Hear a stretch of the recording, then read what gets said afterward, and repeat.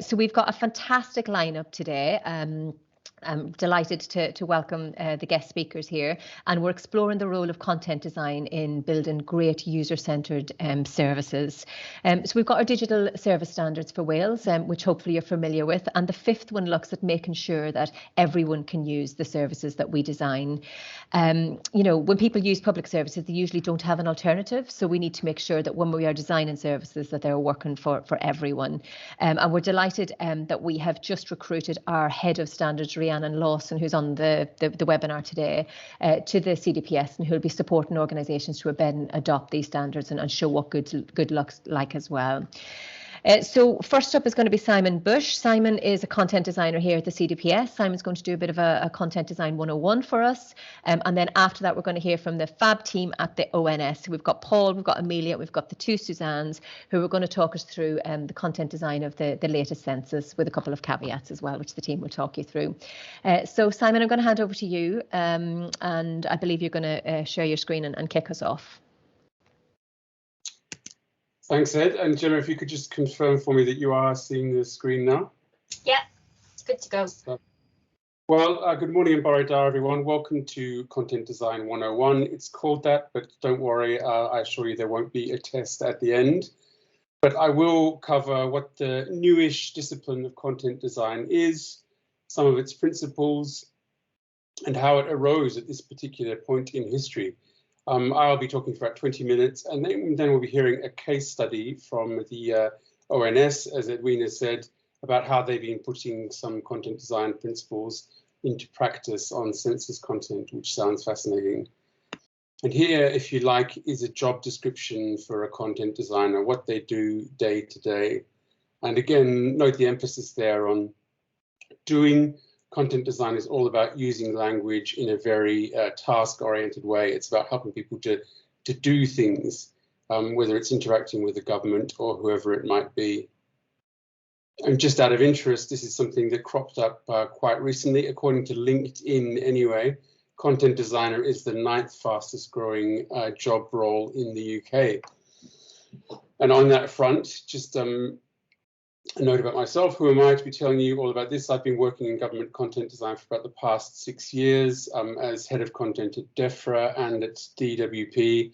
And before that was a journalist at The Guardian. And that, in fact, is quite a common sort of career path for people moving into content design.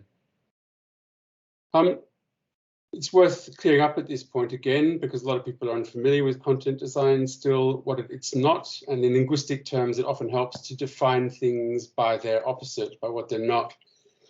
And content design is not like other disciplines with a language focus that are longer standing and that you might be more familiar with, such as copywriting, marketing, or comms, and for a few reasons. And so in contrast to those things, content design is relentlessly focused on the needs of users, on people's needs, and what we call user needs, rather than the needs of organizations, say. So that might be a government department or a commercial company.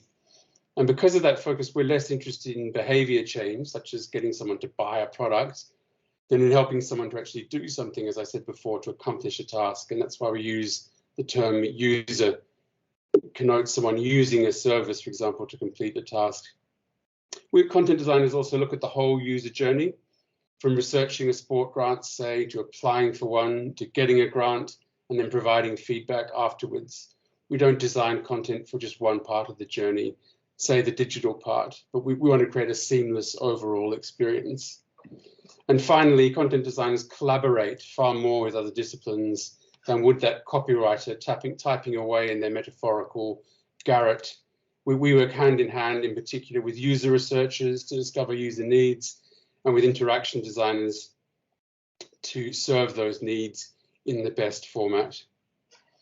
So I've created 5 principles that I think express well how content designers think and how they work. These won't be the same as every content designer might put together, but I think they do sketch out the territory well.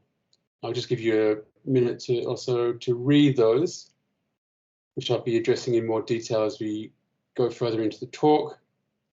And these principles apply in the 2 broad areas in which content designers work equally.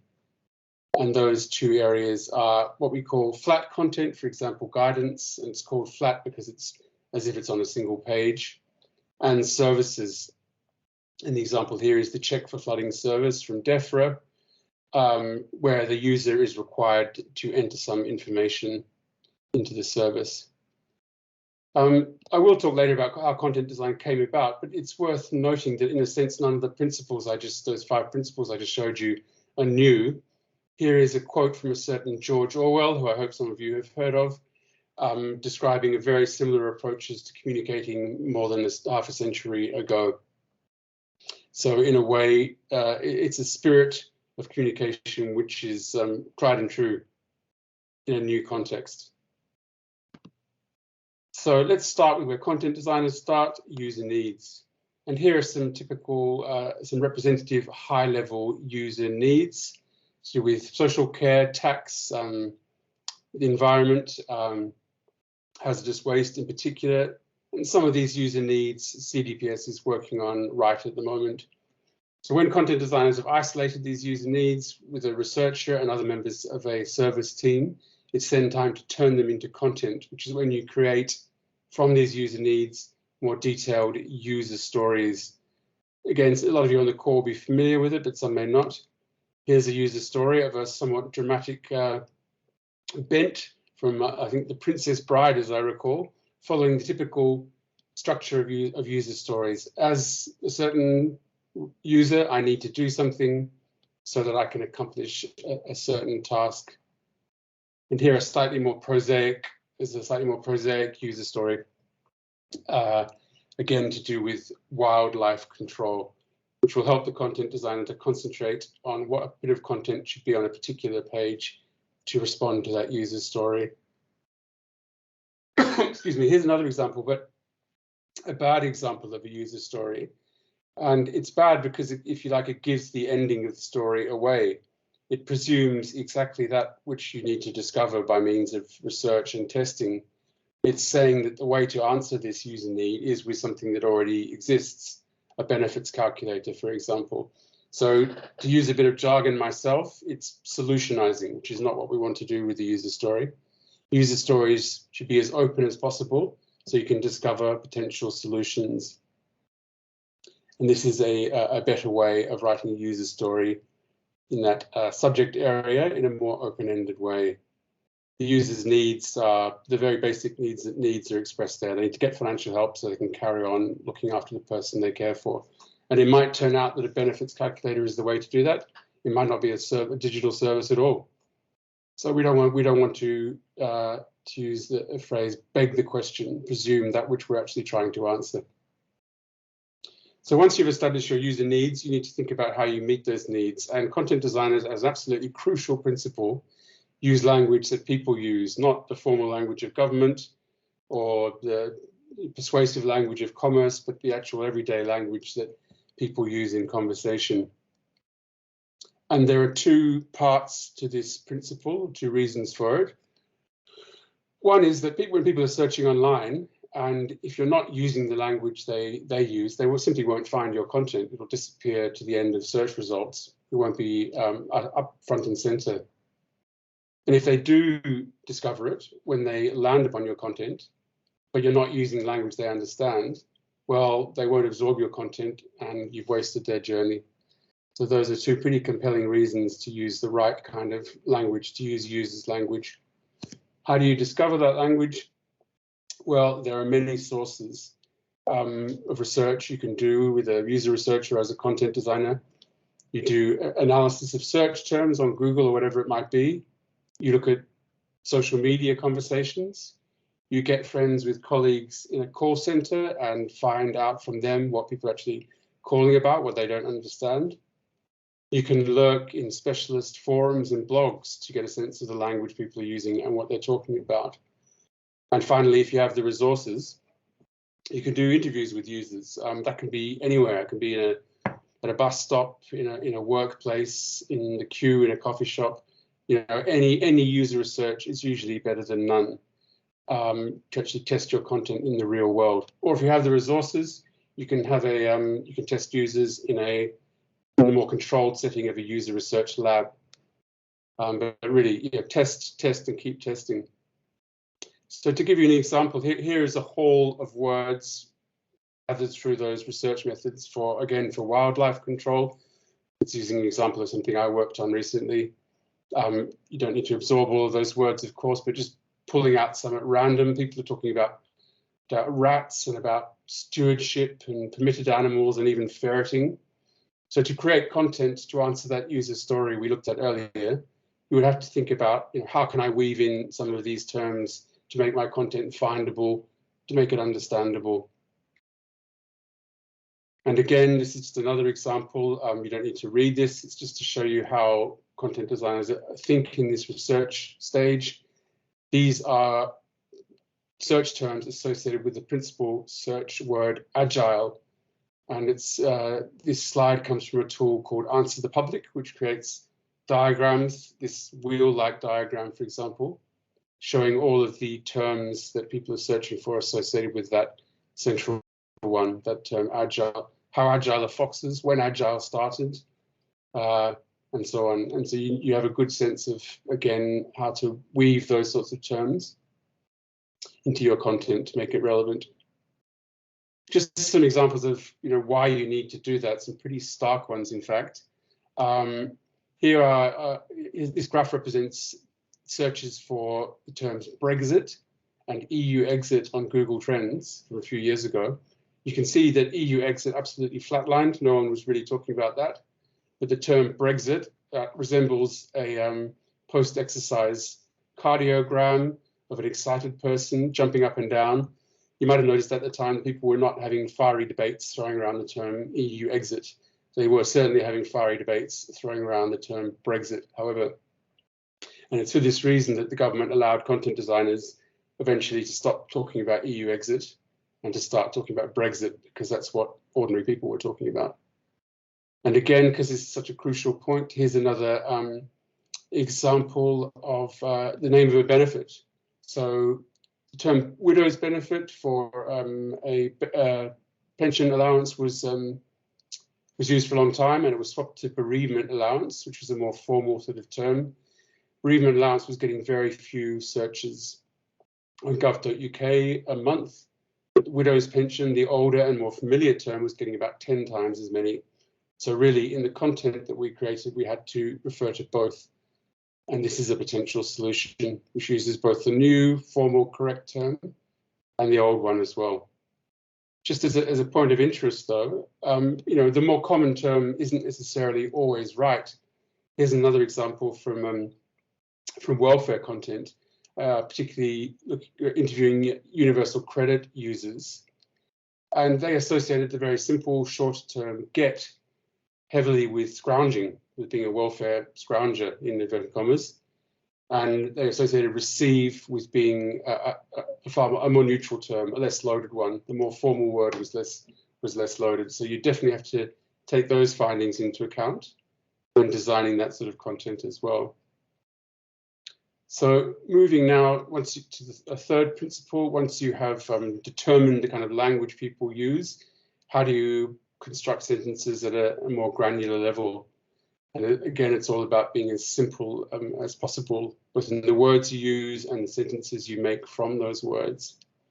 But again, this is by no means, of course, a new principle. Here's a certain Winston Churchill bemoaning the amount of content he had to wade through while he was fighting the Battle of Britain and trying to save the country. So he had slightly more important priorities than wading through bureaucratic content. Again, the same principle applies. And really, this is how I've expressed that principle. It's all about being as simple as possible without actually cutting back detail that needs to be in your content. This doesn't mean that all content should be like that. We're not writing romantic poetry or gripping novels. They shouldn't be stripped back. The content design is very task-oriented. It's functional content. So as a principle, we write sentences of 25 words or fewer, and ideally, whenever possible, fewer. Here is a paragraph, a real paragraph from gov.uk that hasn't obeyed that principle. Now you can try and read it. I find that when I'm reading it, I feel like stopping off and sitting on a bench and having lunch about halfway through. because it's just got too many ideas going on and too complex language. You'll see on the right there, the Hemingway readability app agrees. It's given it a rating of poor, rework it, in other words. But to take this paragraph and simply apply some of the principles I've been talking about, shortening sentences, cutting out the inflated language, breaking up the text with bullets in this case, simply that results in a readability grade of good from Hemingway. So that's very similar to the process content designers would apply to content day to day. As part of the trend towards simplicity, we should avoid all such things, all kinds of language that stray from it. And these, of course, are very common ones. Jargon, business speak, buzzwords, euphemisms. Here are some examples.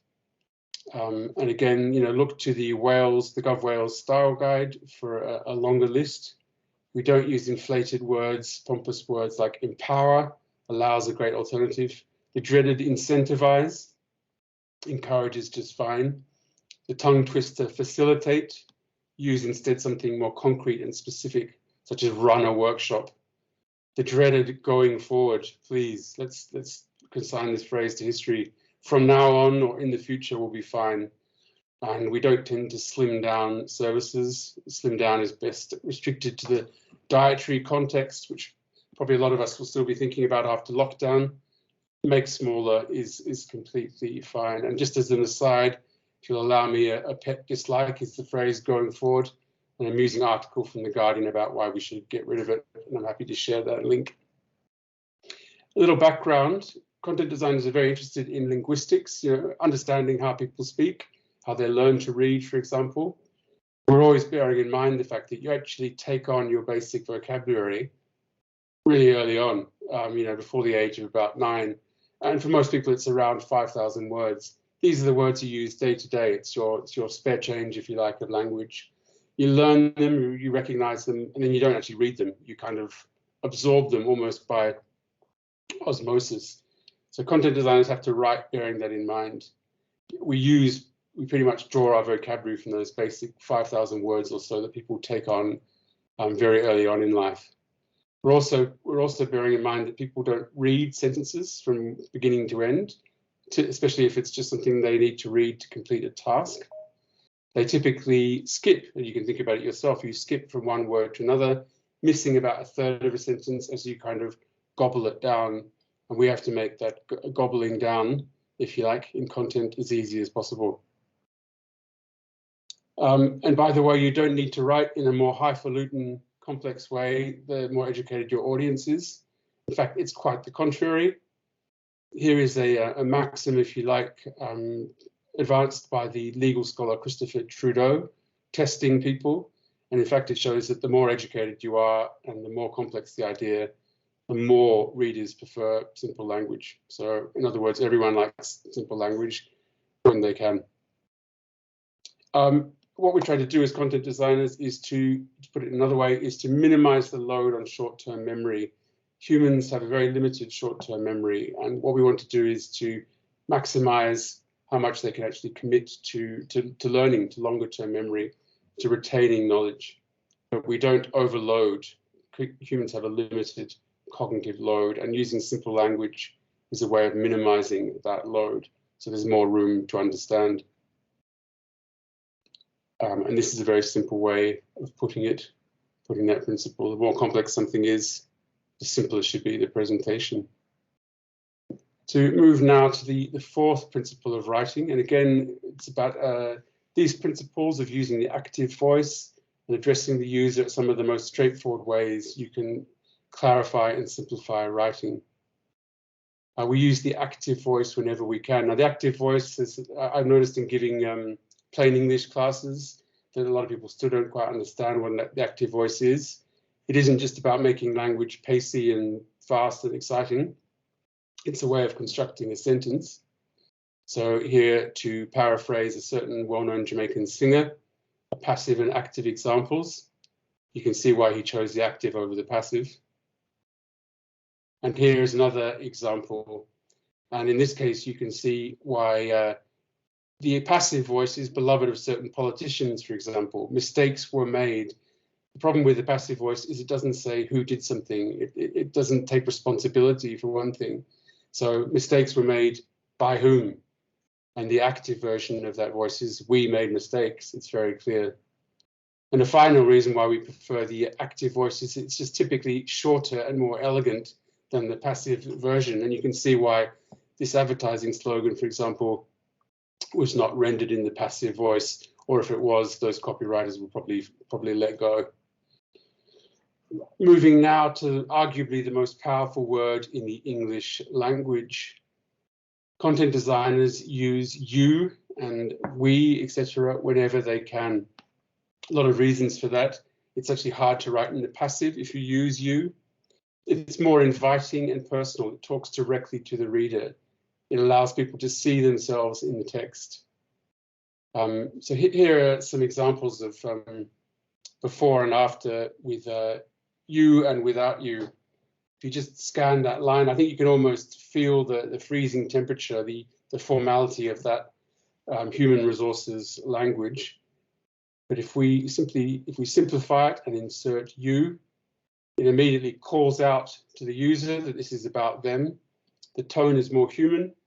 It seems more relevant, and it's obviously shorter and simpler. So just moving now to that final principle about accessibility, I think, and I hope we've moved beyond this idea that making content accessible is just a sort of nice to have, a touchy-feely thing. It's not that at all. And Carl Groves expresses it very well. It's actually, accessibility is about how good your content is now. It's one of those markers of quality. Not only that, it also happens to be the law. And I imagine that many people on this seminar will be aware of these bits of legislation. As far as content is concerned, it's the public sector body's accessibility regulation, which required public sector websites to make their content accessible a couple of years ago by a deadline. And I was part of that effort at DEFRA, and believe me, we had a lot of content to get through. There's a very good reason for enshrining accessibility principles in law. And here are some stats pointing out the accessibility barriers in the UK population. It amounts to about a fifth of people, on a very conservative estimate, have some kind of accessibility barrier that content has to address. It's also really important to bear in mind that it's not just permanent barriers to accessibility, but also temporary and situational ones. You might have broken your arm and so you've got it in a sling and you can't type as easily as you did.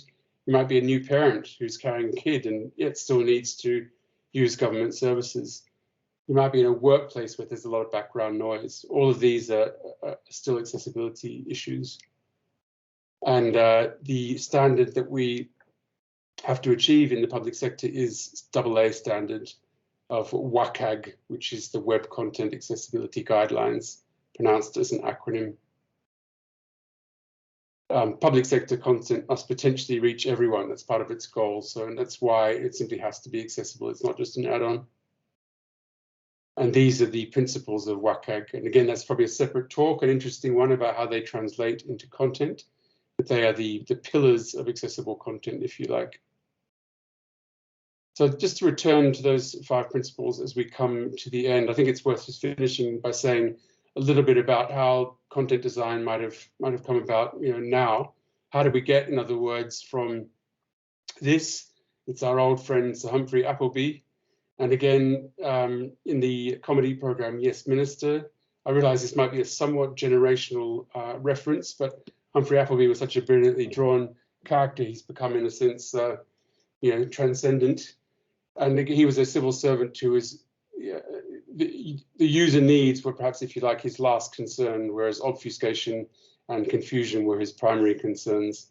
How we move from this to this, if you like, which is a still from the gov.wales coronavirus section of the website, directly addressing the user, and actually asking how they are feeling.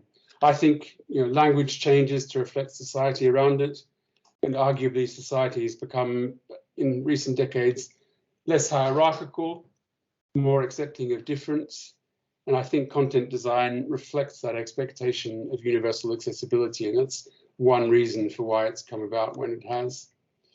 But another way of putting it is, it reflects a shift that's moved from the technology sphere, when you were trying to nut out an incomprehensible video player manual, to the general sphere of using digital services because they're so ubiquitous. So content design reflects this shift from I must be stupid because I can't work out how to use this service, to actually they must be stupid for designing such a useless service. So content design, if you like, is about not being stupid.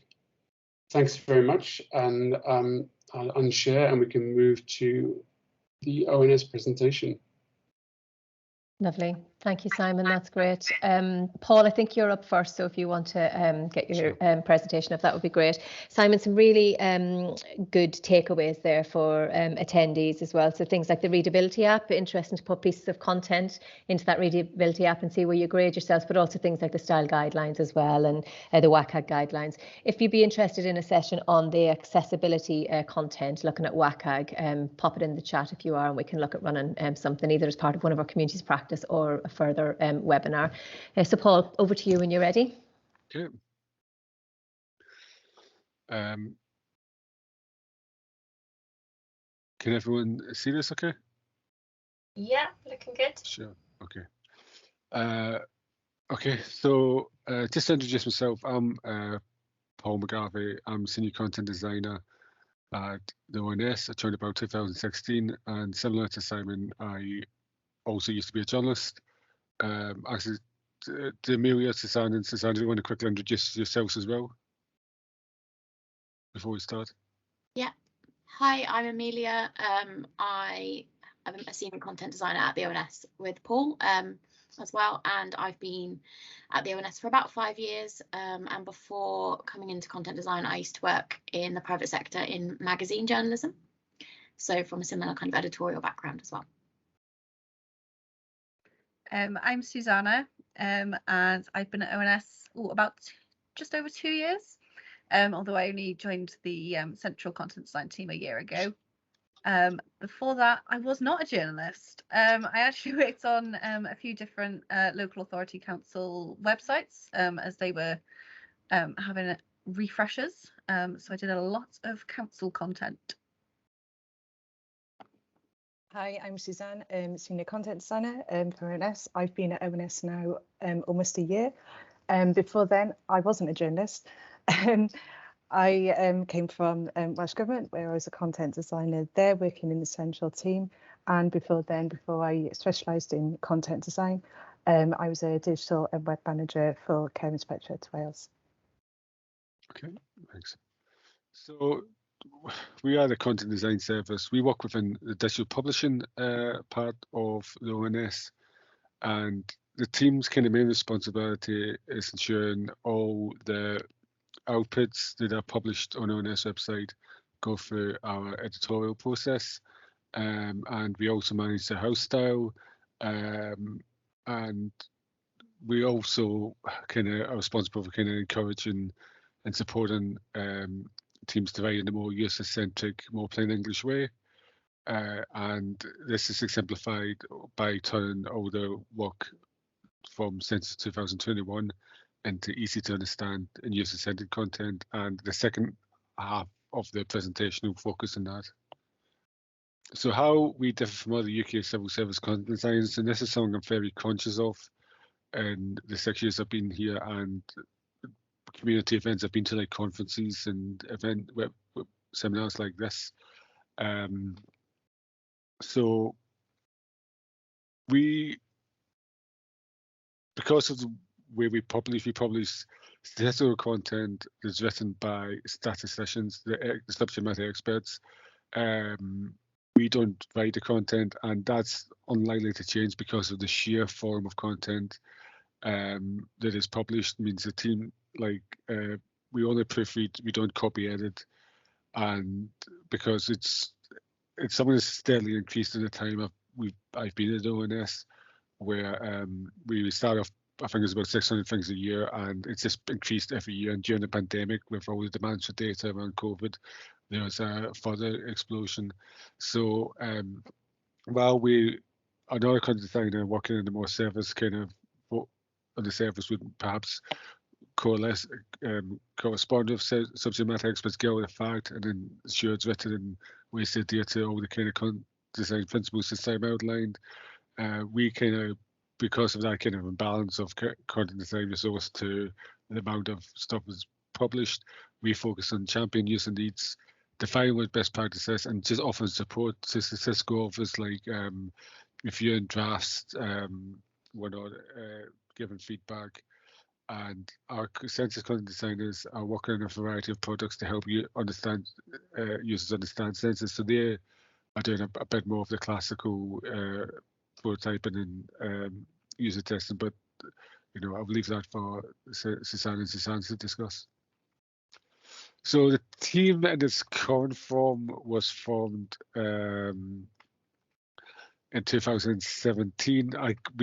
Myself and Amelia were in a previous iteration of the team, which were known as editorial before then, but we formally became content design with a change of focus in 2017 when we appointed a head of content design.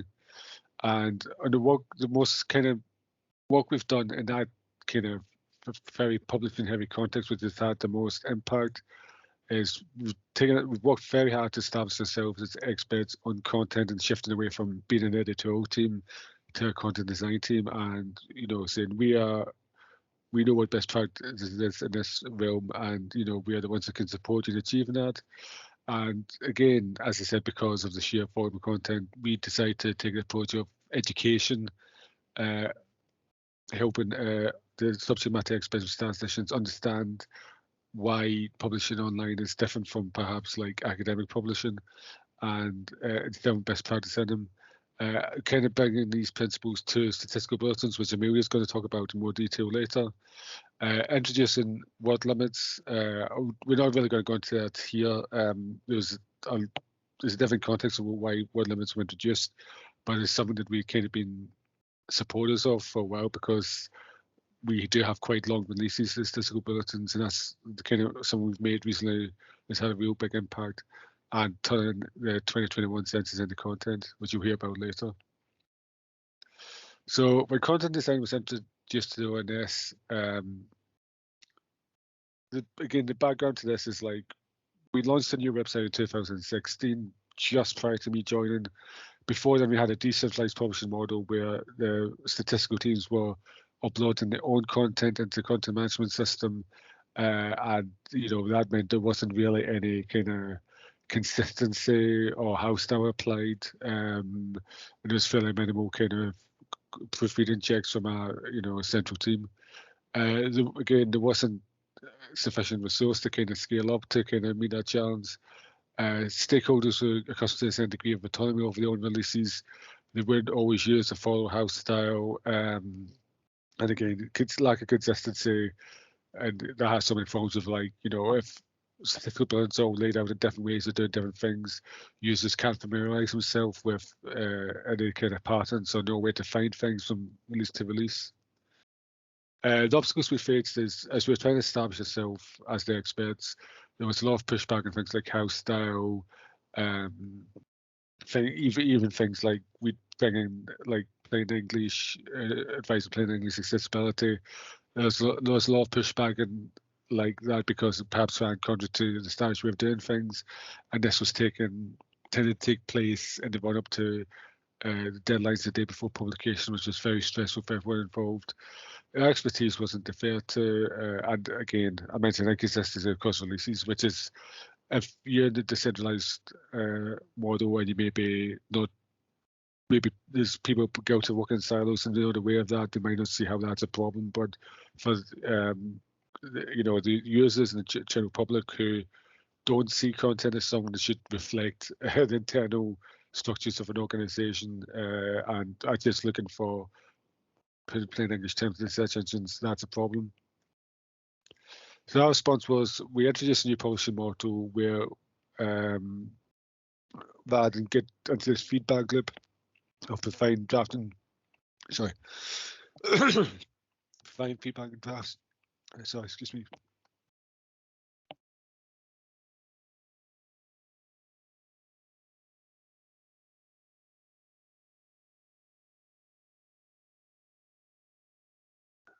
sorry about that. But rather than have this feedback loop where we make changes over advice or go back, then we get into discussion about whether or not to accept it. We kind of streamlined the publishing model where all the changes which is automatically uploaded and built, and then there's change log in which you can make minimal changes and have discussions, but we really kind of streamlined the process to establish that we were the gatekeepers of what kind of best practice in that respect. We formed a style council to deal with areas of house style that we were still trying to bed in, and people didn't quite understand the importance of things like accessibility and like plain English. So we formed this kind of cross-organisation body with stakeholders from different statistical teams to kind of get involved in decision making, give them a stake, and kind of talk through the dependencies. And again, I mentioned education being the approach we took. We ran a series of workshops to educate subject matter experts on the best practice in content design.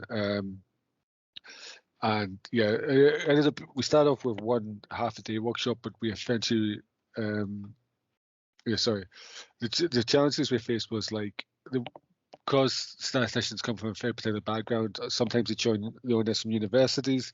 They used to write in that very academic style that people associate with being authoritative on kind of, any kind of subject. It wasn't optimized for publishing on the web. Academic writing is very much the inverse, like, digital publishing should be based on inverted pyramid with all the important things at the top. Academic writing, you kind of building up to a conclusion and building on an argument, and people don't stay on the web page so long enough to kind of find that argument. There was also perhaps guilty of thinking of the users as the people they spoke to, as in other experts like economists, academics, and financial journalists.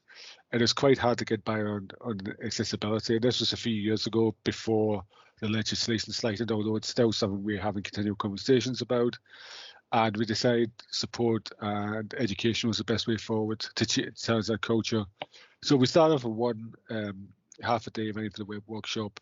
We ended up breaking down the different elements of best practice, and we now have a kind of program of 5 ones right for the web. I kind of alluded to earlier, using much of this is all kind of overlaps with all of Simon's principles. Right for the web, you write for an online audience, structured a different way, use plain English, use active voice, understand our users, talking through what user needs are, how we find out more about users, how we tailor content towards them. House style is more, again, getting familiarized with people what our house style is and why we do things. Making content accessible, talking about, the legislation, why it's important to be inclusive, and what about publishing, and just getting people familiar with how we actually publish, because I think that's something there was a bit of a gap, and all the processes around that. Oops, sorry, and I am now going to hand over to my colleague, Amelia. Okay. So I'm going to talk a little bit about statistical bulletins and how we used content design to improve the statistical bulletins and make them more user-focused. So hopefully, I can take control now. So statistical bulletins are the main product that we currently use on the website to communicate new data and analysis. They're meant to be kind of accessible to everyone and present our latest data in the most accessible way to a variety of users. So we did some extensive user research into how users interact with the bulletins. So we wanted to find out what they thought of the old template, what parts of the bulletin they were using, what they were interested in, what they found useful, those sorts of things. So we did a series of qualitative user research. We did 33 rounds of user research sessions with 91 participants. We also ran multiple surveys for several high-profile releases to understand what people were using them for. So again, what content they were interested in. And we also had some feedback polls on bulletins so people could tell us whether they found the page easy to understand and also what they wanted more of or less of, for example. We also created dashboards using something called Data Studio, which pulls Google Analytics, search data, and lots of different information about the kind of users of the different bulletins into a single place.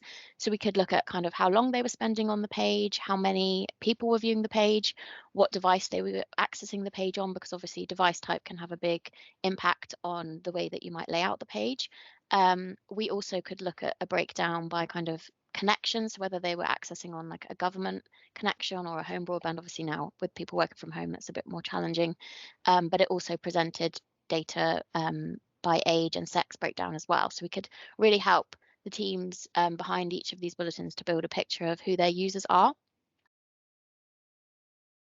And we also use something called Hotjar to create heat maps for pages, so we could look at more at the user behavior on the page. So we could look at the kind of sections that they were clicking on, and also how far down the page they were scrolling. So we could see where people were kind of tailing off and seeing how much of the content they were actually looking at.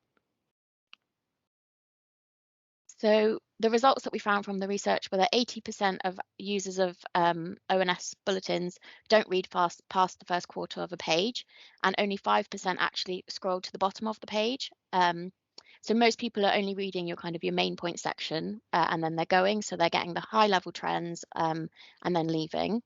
And we found that most people spent between 2 and 4 minutes on a bulletin page, but most of our bulletins were actually, if you were to read them from start to finish, they were between 15 and 20 minutes to read. So we had a lot of content that we were publishing that people just weren't really getting to or reading.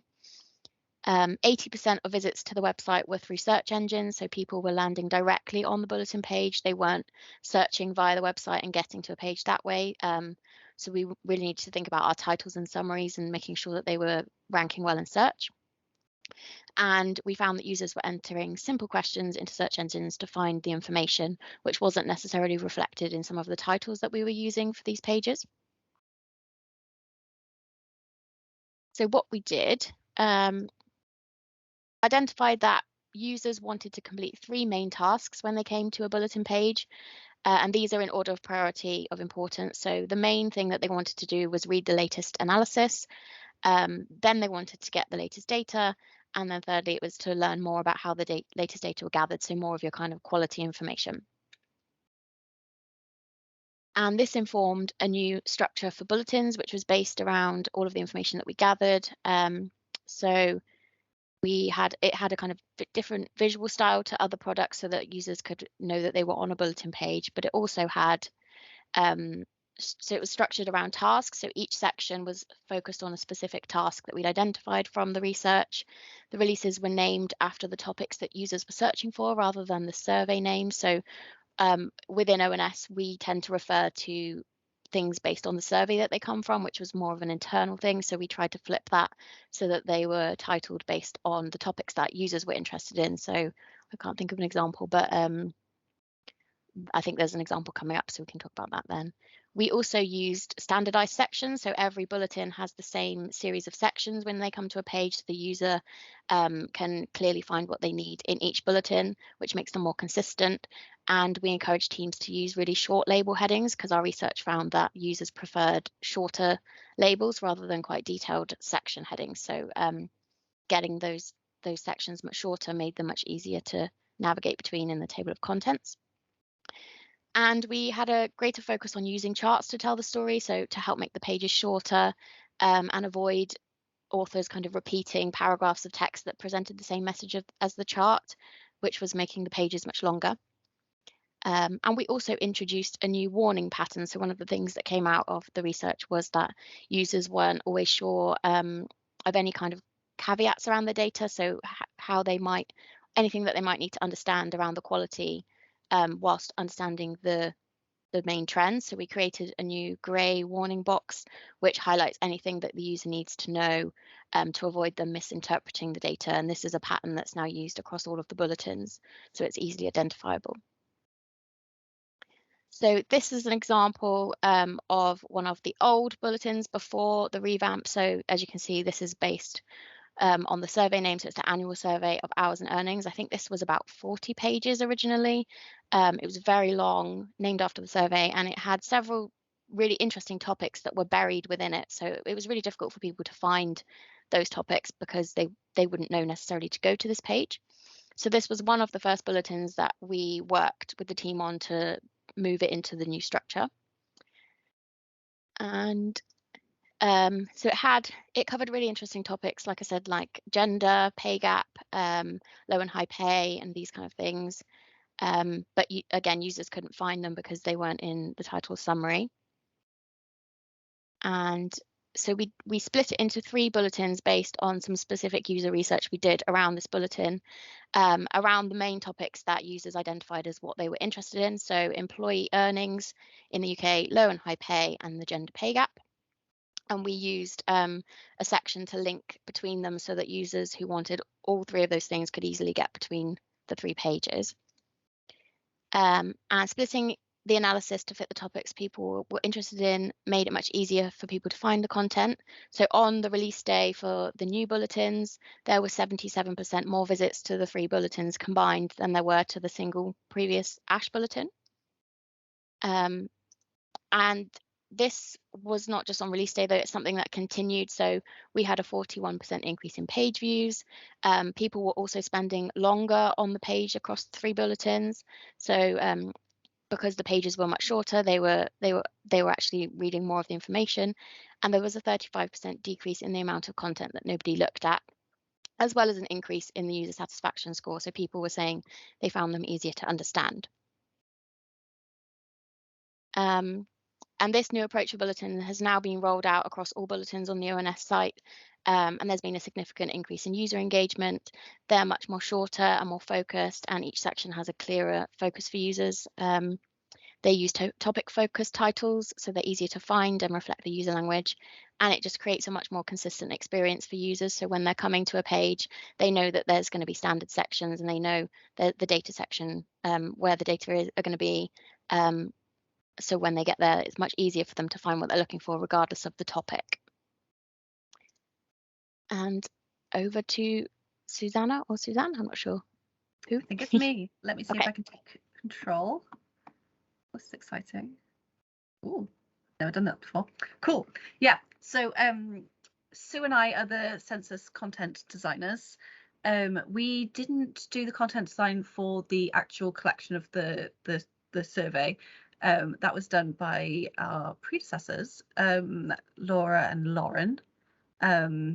So yeah, we've gone from Laura and Lauren to Sue and Susanna. So it does feel like census has a bit of a double act with similar name thing going on. So yeah, when we're working on the census content design, we do a lot of things that have already been mentioned previously. Like we make sure that we always put our users first, and one of the first questions, if we're looking at something particularly challenging, is, you know, what would a user do in this situation if they are trying to do this task and they see this particular screen? What would they do? We work in teams along with other user-centered designers. So we work hand in hand with user researchers. We work with service designers, and we work closely with interaction designers. There's a few different teams that we sort of slot into within Census that are working on a few different products, which we'll show you in a minute. And we tend to, the user researchers will take out a prototype and say, you know, go through tasks with the users, find out how it's testing, and then we'll go in. We often do observations for the research, which is really interesting. We'll work with the interaction designers then in order to improve the content, and then it will get taken out again by the user research, and we just do that until it's perfect. Yeah, we make sure that we always try to keep things as simple as we can.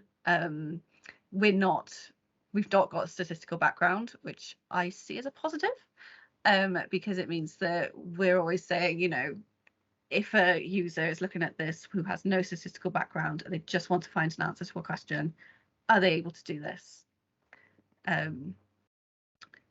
Yeah, so one of the things that's really key with Census is because there's so many things that are going to be published across so many different areas, we need to think about how the user will get into the website, often through search, although not always, and like every step of their journey, from I need this information into the website, how they will use every aspect of the products that we're building for them. And yeah, we make sure that we're involved in each step of those, because we're sort of working across all of Census.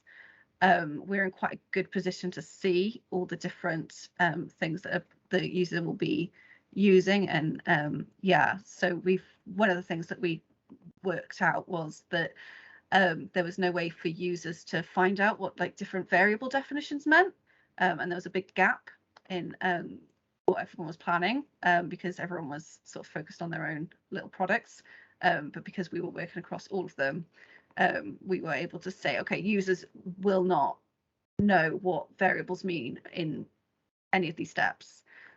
So we've been working on a product tentatively called a data dictionary, although that title might change, which will be linked to from all the different census products, and will be given the users the definitions of all the variables where they need that information. There'll be like a brief description, and then a link then through to a really thorough description of that variable. But yeah, because census is so complex and we're trying to make it really simple, it does give us some challenges. So yeah, we work in collaboration with lots of different teams.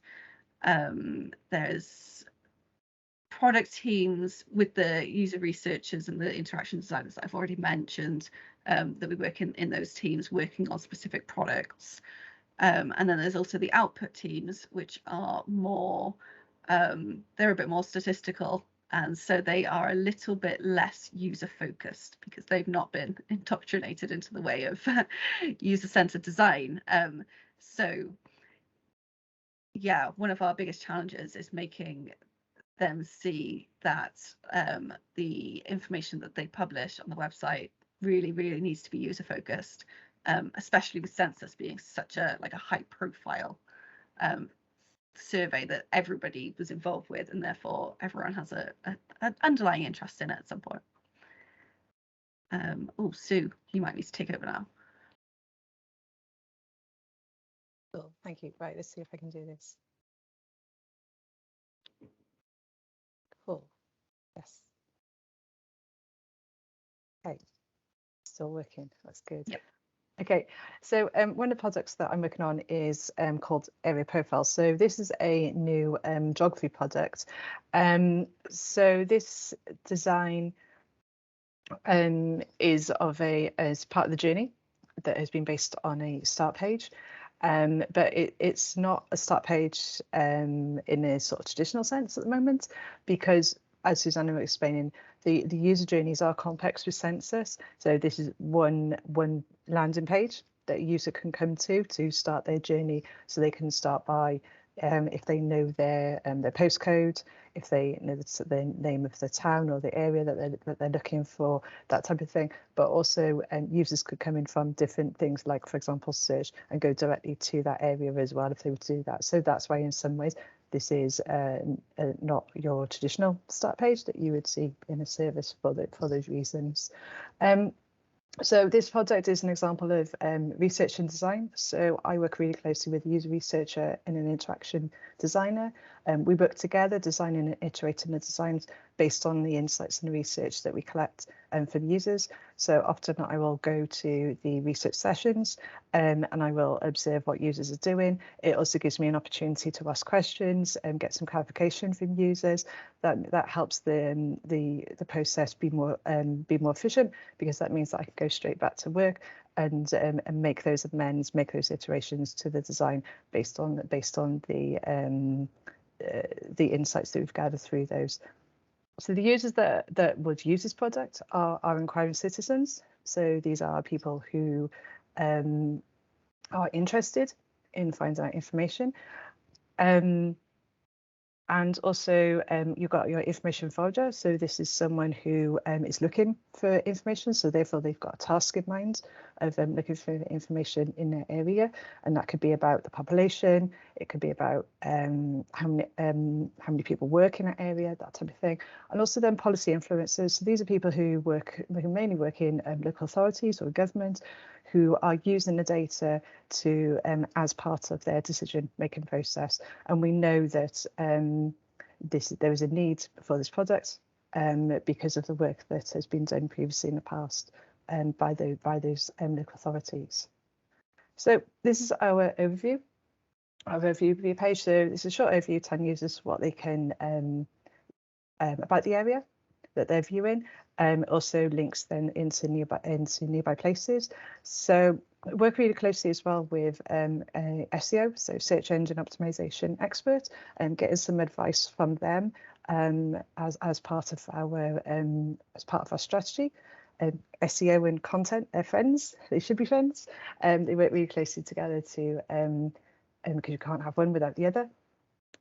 So we have a list of content as well, but to allow users to navigate to different parts of the profile. So again, think about the whole user journey. And also the main figures. So we did a lot of work with the main figures. So this is a snapshot about how big the area is, how many people live there, what their lives are like. When we were doing research on this, we worked with the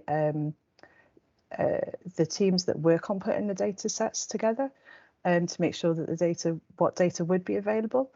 Because when you ask users what they feel are the main pieces of data that they want to find out about an area, everyone's opinions will be different. And there was a long list. But from testing, we were able to identify trends. There was some certain trends that started to come out, but we also needed to make sure that we had the data to do that as well, and that was possible to do. So working really closely with the experts on that internally as well. We also included links to smaller areas. So again, this allows users part of that onward journey to dig a little deeper into those areas. So in this example, we used Wales as a country level, but it does go down further into local authority level and town level. So this is our more detailed facts and figures page. So it is a little long page, which is why we pulled it out. This lists the different topics of data that you can get. So part of the content design on this was working on making the labels clear and understandable. So as Susanna was saying, not all users will understand what the different variables mean. So using clear language as part of that. And again, working really closely with the teams that are putting these data sets together to see what is possible to change based on user research, sharing those insights with them. Some things weren't possible to be changed, which is where we looked at a solution, which is what Susanna touched on around definitions, explaining those things then. We've included metadata, so this is important for understanding for future-proofness. So although this is a census product, over time, we would need to include what survey the data has come from, the year of that data, and also the place as well. So giving users that extra information to make it clear about what this data is. As I said, we included a definition where needed. Again, these have been tested to make it clear what this is about. And also we've been working with data viz teams as well to make the charts clearer and understandable. And again, testing that as well. Susanna. Yes. So one of the so one of the products that I've been working on is called the flexible data sets. So this is really clamoured for especially by like expert analysts. So people who live and breathe data have long been wanting the ability to use something like this in order to change the variables and get like really custom data sets to exactly what their needs are. So they'll be able to create them from variables that they can choose at geography levels that they can choose. Although if they go down a bit too much, statistical disclosure control kicks in. So we've been working on messages to help them not trigger that too much. But it's been a really good example of how we work really closely with user researchers and designers in order to properly meet the needs of these expert analysts. And yeah, it's very illustrative when you're watching the user research and seeing expert analysts, interacting with the product and seeing exactly what language they use and how you can use that then in the product. I've got a couple of screenshots of this. And I do apologise that it's a little bit blurry, but you'll be able to see it in a couple of months' time. So yeah, this is an example of the dataset landing page, where there'll be like a brief summary of what that dataset is. We worked a lot on the titles for these things, so like variables. I think when they stuck it in originally, it had like a bit of a weird and long, complicated name that was very pointless. So yeah, we tried to make everything really, really short and snappy on these, and to make sure that we were giving the users exactly what they were expecting to see. There is an existing thing called Nomus that users are currently using to browse for 2011 data, and so expert analysts were very used to using that. So we did steal a few of the design conventions off of that, so that users wouldn't feel like they were using a whole brand new thing, and that it was, you know, really easy to use. Yeah, if you click the add or remove variables, then yeah, this is a screen that would yeah, show you like what variables you can add. You can search for them, you can browse for them, and this also shows that data confidentiality warning that we did quite a lot of work on, and it's tested really, really well, telling users that it won't display all the data that they've requested, but it will show, you know, this much. So with 158 out of 165 areas in this example, most users were like, that's fine, that's absolutely fine. So yeah, it's something that we're testing a lot, and yeah, we're really looking forward to seeing how our expert analysts use it. Back to you, Sue. Cool, thank you. So yeah, so part of our work is around influencing. So we share our work with others to influence user-centered design. So we do this with working with the output teams to really sort of help them understand that it's all about the users. And we share with them the insights from the user research, so that they really sort of understand that side of things. We also, because we sit in the wider, in the larger content design team, we also invite other content designers from the team to do some shadowing with us for a week, so that they, as Paul was saying around how the wider team works, it's a great opportunity for them to see how we work on projects, and sort of really just sort of widen their experience a lot more. We've had some really nice feedback from them, which has been really nice to hear as part of that. So yes, that's how we sort of influence in ONS. One thing we haven't mentioned is that the screenshots that we're showing you doesn't contain any data. I've got to say this at the beginning, and so obviously we are iterating these. So these are not necessarily going to be the final things that you see when it goes live, because we're still working on these things. So skills that you need, that we feel that you need to have to work on sensors is be patient. We work with, like we say, we work with a lot of people across a lot of different things. A lot of things are complex, a lot of things are challenging. That's what makes it exciting, that's what makes it great, but you need to be patient. Yeah, you need to be able to work well with others. And that's all part of the collaboration work as well, you know, respecting different disciplines, and everyone has their own expertise, and when you bring those expertise together, you make some really good stuff. Yeah, knowing when to listen and when to persuade. So listening is really important, again, because, you know, you're working and collaborating with lots of different people, you're listening to their expertise on that. Communicating well. It's really important as well. That's a big thing what we do. And as Susanna was saying at the beginning, think about the bigger picture. So always thinking about, okay, this piece of content works well here, but how is that going to work in the wider user journey? How is that going to work in the different touch points? Is it consistent? Is it using consistent language? Does it look the same as other products? All of those types of things. So thinking about the much bigger picture in that way. So what's next? Yeah, watch this space. lots of stuff happening at ONS at the moment. We've got the first release late May this year. We have topic summaries.